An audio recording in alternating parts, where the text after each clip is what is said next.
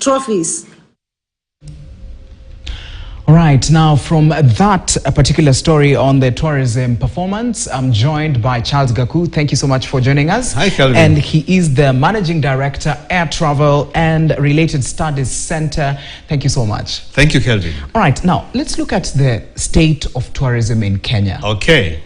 Because this is a topic, tourism, of course, has been discussed each and every time. That's correct. When you look at the state of tourism in Kenya, where we are in 2023, just a couple of months shy away of the year, where are we in terms of development, in terms of improvement from where we were last year? I'm very happy to resonate with that clip. Yes. From the Honorable CS.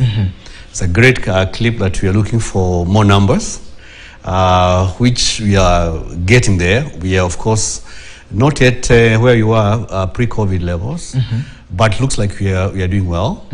But what I could pick up from the CS is that they have put in measures to ensure that we get back to those numbers. But again, numbers are numbers that we need, but then also we need revenue. So are you getting high quality clients? Are you getting those in the middle? Or you're picking up everyone? I'm a huge advocate of quality clients. There could be fewer, but then they generate the revenue that we need. So that was not very clear. But I think the ministry is working very hard to ensure that we get to where we are. Looking at it exactly where we are at the moment, in the high season, the Mara is full, all the camps, all the lodges are full. Of course, we have the migration of the wildebeest. I think you know about it. And that is a huge attraction to tourists in the Mara. But you have to be very cautious. I have seen many operators at the moment advertising Mara as the land of migration. The thing that you have to be careful with that is that you could shorten the lifespan of our tourists getting into this country. Yes. We might not make them believe that Mara is only known for the migration. That does a month or so and then it is gone, and we are left with another 11 months of dryness. Mara is big and huger than that. It is full of big five, and it opens 24/7, and you should be able to sell that national treasure as such.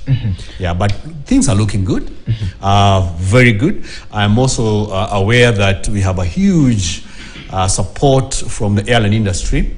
Just last week, I was reading that Ethiopian Airlines now can fly from Addis to Mombasa twice a day, as opposed to daily. We have an application from Fly Dubai. They've been allowed now to do Dubai, Mombasa. And there's one that is waiting from Turkish Airlines. So things are looking very up. Yeah. All right. Very good. Even before we go for break, Yes. I think we'll get back to the quality of tourists that we get. Yes. To bring the revenue that we need. Yes. All right. So as we even head into the break, Yes. how did COVID affect this particular industry? How did it affect it for us now to go really back like that? You know that we closed our airports. Yes. Airspace closed. Everybody go back home. Almost zero. We did not. I don't think Jomo Kenyatta was operating at more than 10%.